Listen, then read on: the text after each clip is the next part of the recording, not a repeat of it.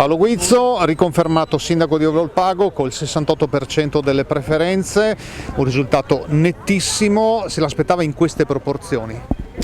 Diciamo è stato un gran bel risultato, aspettarselo come sempre un risultato di questo tipo no, ma sono felice perché di fatto hanno premiato il lavoro di 5 anni.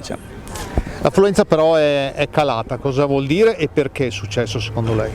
L'affluenza sì, è calata, secondo me hanno giocato molto due fattori, l'uno il Covid sicuramente che ha portato qualcuno a rimanere a casa e l'altro il periodo, anche perché anche nelle serate ho visto che in realtà in media c'era poca gente, perché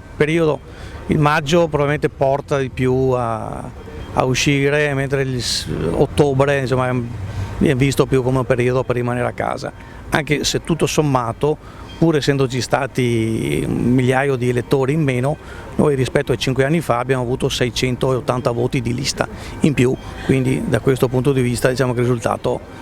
è da apprezzare ancora di più anche per questo motivo. Merito del quinquennio fatto, come ha detto anche in campagna elettorale, merito di qualcuno in particolare o della squadra?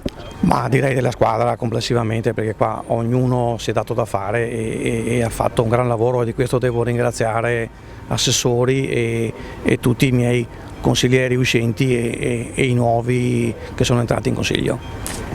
Di solito si chiedono le priorità dei primi 100 giorni, adesso ci sono altri 5 anni davanti, da cosa si riparte? Ripartiamo da quello che stavamo facendo. In più diciamo che sono proprio fondi arrivati in periodo elettorale, tant'è vero che non erano nemmeno inseriti nei volantini quelli che abbiamo distribuiti, abbiamo avuto 1 milione di euro che ci permetterà di partire subito con la sala teatrale a Cabressa e una parte di questi vanno a un finanziamento per realizzare la ciclabile che da Venegazzù si porta fino al confine con Montebelluna.